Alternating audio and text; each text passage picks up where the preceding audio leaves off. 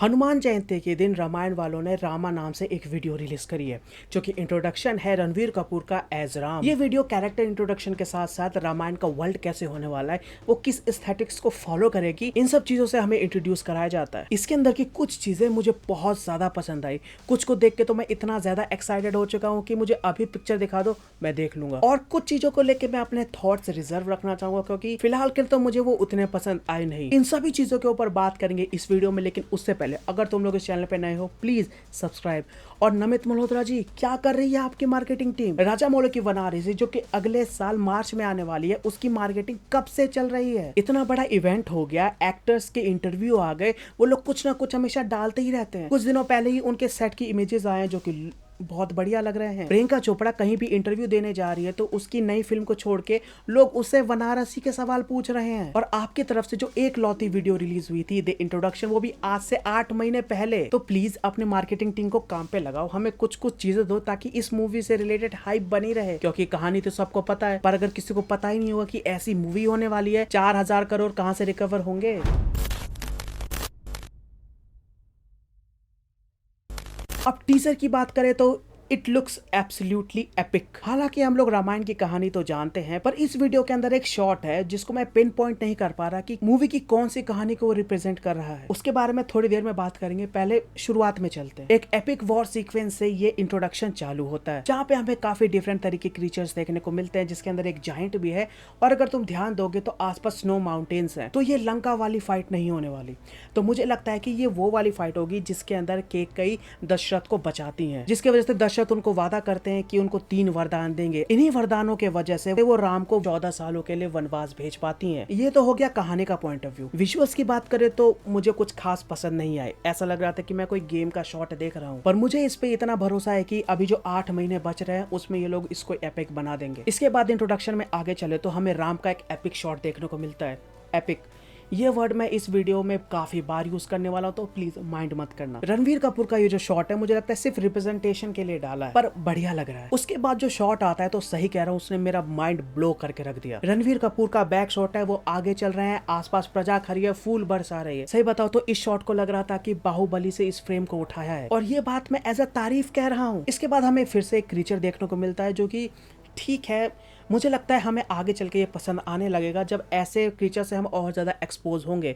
इसलिए मैं कह रहा था कि इससे रिलेटेड जो थॉट्स है उसको मैं रिजर्व करके रखना चाहूँगा। यहाँ पे एक और बात नोटिस करने वाली है कि इसके अंदर के एक्शंस डायनेमिक होने वाले हैं, बहुत ज़्यादा, और बहुत ही एपिक मोमेंट्स तुम्हें इसके अंदर देखने को मिलेंगे। एज इन तुम इसको as a superhero movie भी कंसिडर कर सकते हो। जो इसका सबसे पहले वीडियो आया था इंट्रोडक्शन, उसके अंदर भी तुमने देखा था कि राम बहुत ही उछल कूद करके तीर चलाते हैं, और इस इंट्रोडक्शन में भी जितने भी शॉट्स है उसके अंदर हमें उसी के हिंट मिल रहे हैं। फिर आगे चले तो हमें सीता के स्वयंवर का सीन देखने को मिलता है जहाँ पे राम भगवान ने शिव भगवान का धनुष उठा रखा है। शॉट तो बहुत अच्छा है, लाइटिंग कमाल की पड़ रही है, शेडोज वगैरह तुम्हें दिख जाएंगे और बहुत एपिक लगता है शॉट। बट जब तुम बैकग्राउंड को देखोगे तो वो उतने बढ़िया से रेंडर हुआ नहीं लगता है, थोड़ी फेकनेस उसमें आ जाती है, और मुझे लगता है ये जो 8 महीने है उसमें वो सही हो जाएगा। तो अभी के लिए तो शॉट बहुत प्यारा लग रहा है। तुम इसकी सिनेमेटोग्राफी देखो, यहाँ पे फ्रेमिंग देखो, कमाल की लग रही है। फिर आगे चले तो हमें अयोध्या का दरबार दिखाया जाता है, विच इज एक्चुअली काफी सरप्राइजिंग, क्योंकि इससे पहले मैंने रामायण के जितने भी अडेप्टेशन देखे हैं उसमें जो दरबार है वहाँ पैरेलल लाइंस फॉलो करी जाती है, और यहाँ पे सर्कुलर है, which is very interesting choice. और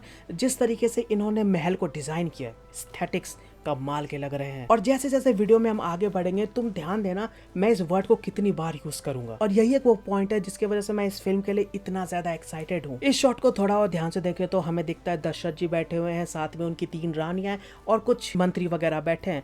वहीं पे राम भगवान वनवास के लिए उनसे आशीर्वाद लेने आए हैं। यहीं पे एक और चीज नोटिस करोगे तो एक रानी थोड़ी ज्यादा साइड में खड़ी है, तो हो सकता है वो कैकेयी हो। इसके बाद एक शॉट है जिससे तुम्हें लेजिट बाहुबली 2 की याद आ जाएगी। वो सीन है ना जब बाहुबली को महल से निकाल दिया जाता है, वो खड़ा है और जय जयकारा गाना आ रहा है, वैसा ही कुछ शॉट यहाँ देखने को मिलता है, पर कम्प्लीटली डिफरेंट लुक के साथ। सिर्फ एक लाइट सोर्स है, वो जल रहा है और पीछे से चांद की रोशनी पड़ रही है गोल्डन लाइट में। तीनों क्या भयंकर लग रहे हैं, सॉरी क्या ब्यूटीफुल लग रहे हैं। ऐसा लग रहा है कि इस मूवी का हर एक फ्रेम एक पेंटिंग होने वाला है। गोल्डन लाइट शेडोज का जो यूज किया है कमाल का लग रहा है। अभी से मैं कह सकता हूँ कि इसकी सिनेमेटोग्राफी कमाल की होने वाली है। उसके बाद हमें रथ का शॉट दिखाया जाता है और कुछ ऐसा ही सिमिलर शॉट हमें आगे दिखता है जहाँ पे रथ चल रहा है, सिर्फ एक लाइट सोर्स है और प्रजा के बीच में से राम जी धीरे धीरे जा रहे हैं। और इंट्रोडक्शन में इसी के बाद है कि हमें रणबीर कपूर का पूरा लुक दिखाया जाता है।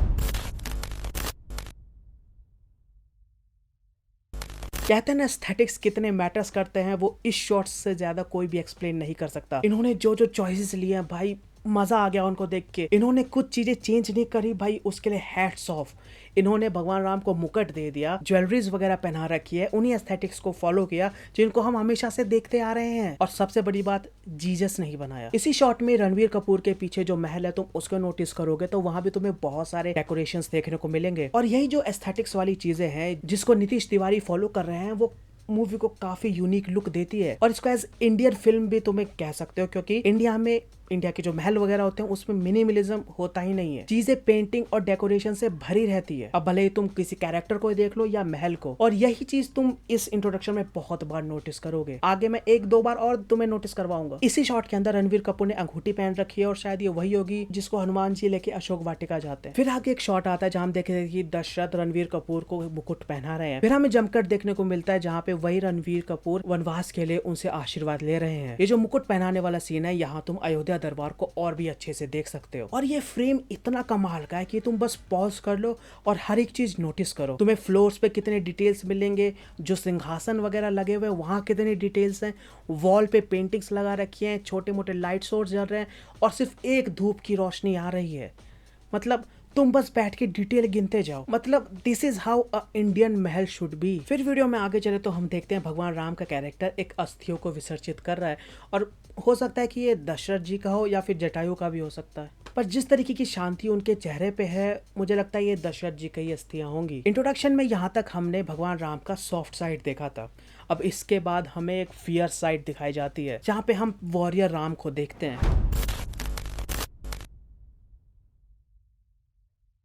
जो पहला शॉट उनका दिखाया जाता है, यहाँ पे नोटिस करो बहुत सारी चीजें इंटरेस्टिंग है। उसमें भी सबसे इंटरेस्टिंग जो इन्होंने आर्मर पहना हुआ है। अगर ध्यान से देखोगे तो ये मेटल का बना हुआ नहीं है, ये उन्हीं चीजों से मिलके बनाया है जो जंगलों में मिलती है। I mean this is how Ramayana should be. इन्हीं सारी छोटी मोटी डिटेल्स को देख के लगता है कि मेकर्स कोई भी काम हाफ हार्टेडली नहीं कर रहे हैं। अपनी पूरी दिलो जान से मेहनत करिए, रिसर्च करिए, डेट टाइम, कौन से मटेरियल उनके पास अवेलेबल थे, ये सब सोच के कहानी लिखी है, चीजों को चुना है, उनको रिप्रेजेंट किया है। जैसे कि तुम आगे का ही शॉट देखो, रामचंद्र जी एक डीमन से आगे भाग रहे हैं और उन्होंने जो आर्मर पहना हुआ है वो मेटल का है, गोल्ड प्लेटिंग उस पर दिख रही है। और जो कि पीछे डीमन है राक्षस, वो मोस्ट प्रोबेबली ताड़ का होगी और ये पूरा सीक्वेंस ताड़ का वध का होगा। यहाँ पे वो वनवास नहीं गए थे तो उनका आर्मर मेटल का है। मुझे लगता है कि मेकर्स ने जानबूझ के ऐसे शॉट्स हमें दिए हैं जिनको हम देखें, उनके अंदर जो डिटेल्स है उनको नोटिस करें और मजे ले। ये जो आगे वाला शॉट है, यही एक सीक्वेंस है जो मुझे बहुत ज्यादा कंफ्यूजिंग लगा। दशरथ, लक्ष्मण, भरत, शत्रुघ्न सब पीछे खड़े हैं, वहां पे अयोध्या की सेना भी है, राम भगवान आगे खड़े हैं, एक भाला उनकी तरफ आता है, घुमा के वो अपने पास रख लेते हैं। सबसे पहली बात, फ्रेमिंग कमाल की है, शॉट बढ़िया लग रहा है, वीएफएक्स ऊपर नीचे है, पर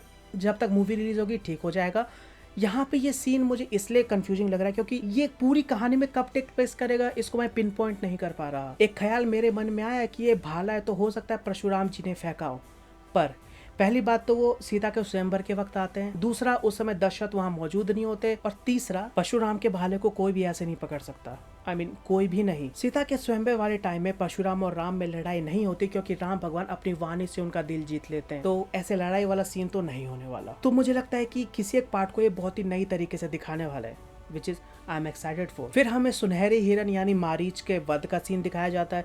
फिर हम आगे चलते हैं और देखते हैं कि राम भगवान एक चिता को जला रहे हैं जो कि मोस्ट प्रोबेबली जटायु का होगा और यहीं पे शायद फिल्म खत्म हो जाए। सिग्नल भी मिल गया। 2 पार्टों में ये फिल्म होने वाली है, तो ये एक बहुत अच्छा पोर्शन होगा जहाँ पे इस फिल्म को खत्म किया जाए। म्यूजिक वगैरह अभी तक काफी ज्यादा एपिक चल रहा था और यहाँ पे आके हमें एक थोड़ा साइलेंस देखने को मिलता है जहाँ पे पीछे से आवाज आती है राम, और ये मोस्ट प्रोबेबली होगी दशरथ जी की, जब उनकी अंतिम सांसें चल रही होंगी और वो राम का नाम लेंगे, जो राम भगवान को पता चल जाएगा।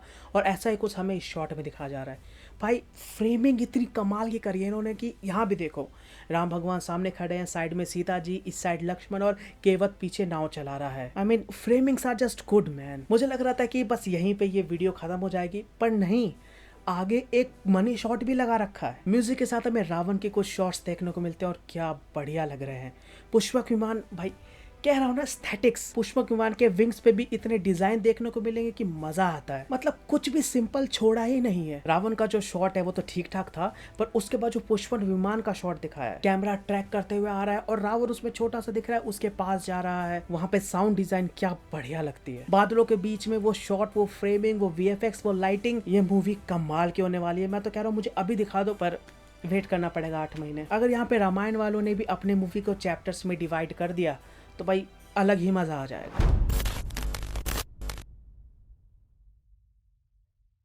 इस इंट्रोडक्शन वीडियो के अंदर जो हमें इतनी सारी चीजें पसंद आई, उसके पीछे एक रीजन था इसका म्यूजिक। हांस जिमर का प्रेजेंस फील होता है। इंट्रोडक्शन की शुरुआत होती है रामचंद्र भगवान का सॉफ्टर साइड दिखा के, और म्यूजिक भी उसी लेवल का है।